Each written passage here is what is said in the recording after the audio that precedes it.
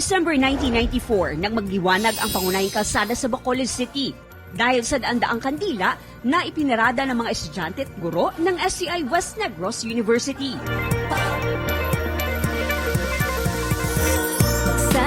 Sa paglipas ng taon, ang mga kandila unti-unting naging moderno at naging makulay na parol.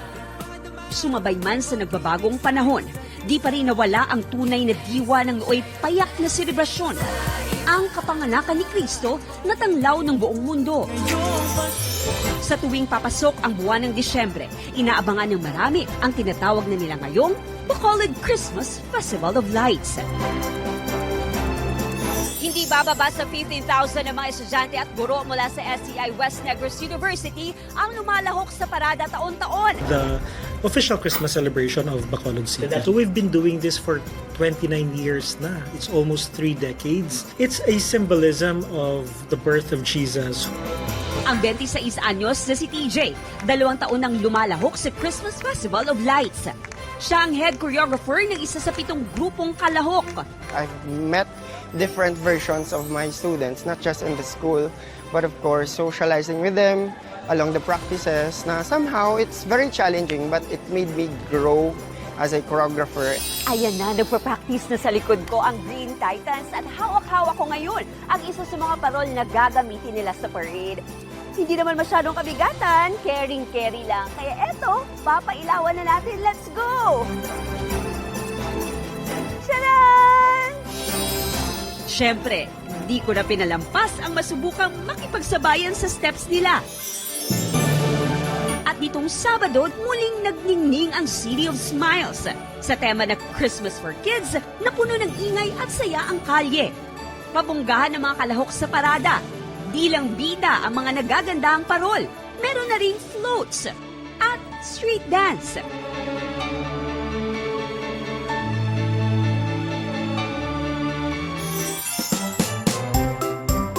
Kung kulang pa sa Christmas vibes,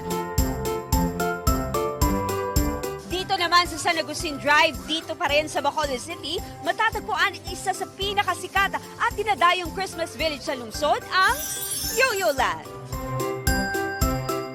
Dito libre ang entry. May enjoy mo na ang engranding Christmas display. Maganda po dahil makikita nila na may snow at iba't-ibang kulay ng mga Christmas light po at decoration. Taong 2007 pa nang unang binuksan ang Yo-Yo Land sa publiko. Kung craving ka for something sweet dito sa sugar capital of the Philippines, syempre dapat masubukan ang isa sa mga sikat nilang delicacy, ang piyaya. Pero ang tradisyonal na piyaya, pwede pang gawing mas espesyal para sa Pasko. Kung paano yan, makakasama natin ang sangres na sina Flamara, Dea at Adamus. Abisala mga kapuso! Siyempre, when in Bacolod, dapat subukan ang kanilang sikat na delicacy, ang Piyaya! Masusubukan natin gumawa ng piyaya. Ang original na recipe na kanilang masusubukan noong 1960s pa raw sinimula ng pamilya ni Mark. The customers love the crispiness of the piyaya and that taste that is not so sweet. Kasama natin si Miss Jaire para naman disenyohan ang ating Christmas piyaya. Didesign na natin siya gamit ng white chocolate and sprinkles.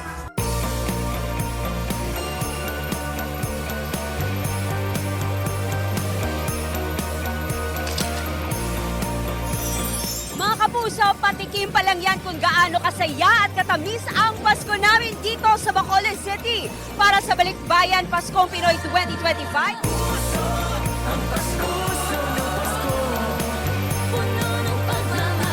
Ako sa Eileen Pedreso ng GMA Regional TV, nakatutok 24 oras.